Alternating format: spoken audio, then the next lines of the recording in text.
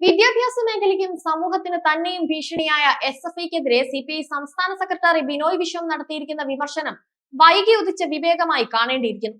SFI എന്ന സംഘടന കേരളത്തിന്റെ വിദ്യാഭ്യാസ രംഗത്ത് അരാജകത്വം സൃഷ്ടിച്ചും ഭീഷണിയും ആക്രമണങ്ങളും കൊലപാതകങ്ങളും നടത്തി അഭിരമിക്കുകയും ചെയ്യാൻ തുടങ്ങിയിട്ട് പതിറ്റാണ്ടുകളായി. ക്യാമ്പസുകൾ കൈയടക്കി ഇവർ കാട്ടിക്കൂട്ടുന്ന അതിക്രമങ്ങൾക്ക് കൈയും കണക്കുമില്ല. മറ്റ് സംഘടനകളിലെ വിദ്യാർത്ഥികളെ കൊന്നൊടുക്കുക, അധ്യാപകരെ ആക്രമിക്കുക, അപമാനിക്കുക, പരീക്ഷകൾ അലങ്കോലപ്പെടുത്തുക എന്നിവയൊക്കെ SFIയുടെ പ്രവർത്തന പദ്ധതികളാണ്. CPMന്റെയും സർക്കാരിന്റെയും പിന്തുണയോടെ ഇവർ നടത്തിക്കൊണ്ടിരിക്കുന്ന പലതരം പേക്കൂത്തുകൾ ബിനോയ് വിശ്വത്തെ പോലെയുള്ളവർ ഇതുവരെ കാണാതിരുന്നത് എന്താണ്?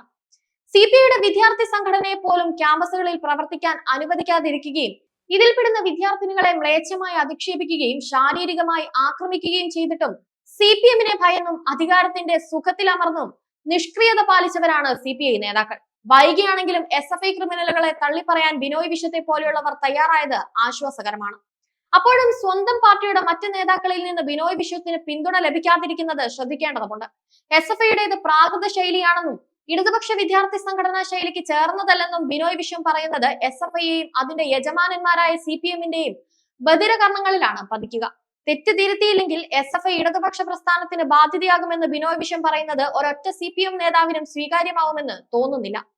CPIക്ക് SFI ഒരു ബാധ്യതയായി തോന്നിയേക്കാമെങ്കിലും CPMന് അവർ മുതൽക്കൂട്ടാണ്. SFIയുടെ ഇടിമുറികളിൽ പരിശീലനം നേടിയവരാണ് CPMന്റെ നേതാക്കളായി മാറുന്നത്. നിരവധി കേസുകളിൽ പ്രതിയും പിടികിട്ടാപ്പുള്ളിയും ഒക്കെയായ ആർഷോ എന്തൊക്കെ അതിക്രമങ്ങളാണ് സർവകലാശാലകളിൽ കാട്ടിക്കൂട്ടിയത്. പിണറായി സർക്കാരിന്റെ ഭരണഘടനാ വിരുദ്ധവും നിയമവിരുദ്ധവുമായ നടപടികളെ സ്വന്തം വിവേചനാധികാരം ഉപയോഗിച്ച് തടയാൻ ശ്രമിച്ച ഗവർണർക്കെതിരെ ഈ നേതാവ് സർവകലാശാലകൾ തോറും കയറിയിറങ്ങി കൊലവിളി നടത്തുകയായിരുന്നു. SFIയുടെ ക്രിമിനൽ കളരിയിൽ പിച്ചവെച്ച ധാർഷ്ട്യത്തിന്റെ ആൾരൂപമായ മുൻ MLA തെരുവുകുണ്ടയെ പോലെയാണ് ഗവർണർക്കെതിരെ പ്രസംഗിക്കുന്നത്.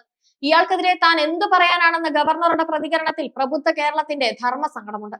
കൊയിലാണ്ടി ഗുരുദേവ കോളേജ് പ്രിൻസിപ്പലിനെതിരെയാണ് ഏറ്റവും ഒടുവിലായി SFI ക്രിമിനലുകൾ വധഭീഷണി മുഴക്കിയത്. പൂക്കോട് വെറ്റിനറി കോളേജ് ക്യാമ്പസിൽ SFIക്കാർ ആൾക്കൂട്ട വിചാരണ ചെയ്ത് കൊലപ്പെടുത്തിയ സിദ്ധാർത്ഥന്റെ മുഖം ആരും മറന്നിട്ടുണ്ടാവില്ലല്ലോ. നിയമവും കോടതിയും ഒന്നും തങ്ങൾക്ക് ബാധകമല്ലെന്ന് കരുതുന്ന മാനവിക മൂല്യങ്ങളിൽ വിശ്വാസമില്ലാത്ത ഒരു വിഭാഗമാണ് SFI. കക്ഷി രാഷ്ട്രീയ താല്പര്യം മുൻനിർത്തി ഇക്കൂട്ടരെ CPM സമ്പൂർണ്ണമായി സംരക്ഷിക്കുകയാണ്. മുഖ്യമന്ത്രി പിണറായി വിജയൻ തന്നെ ഇതിൽ മുന്നിൽ നിൽക്കുന്നു. ഡോക്ടർ സരസുവിന് SFI തീർത്ത കുഴിമാടം പ്രതിഷ്ഠാപന കലയായി കാണുകയായിരുന്നല്ലോ CPM നേതൃത്വം.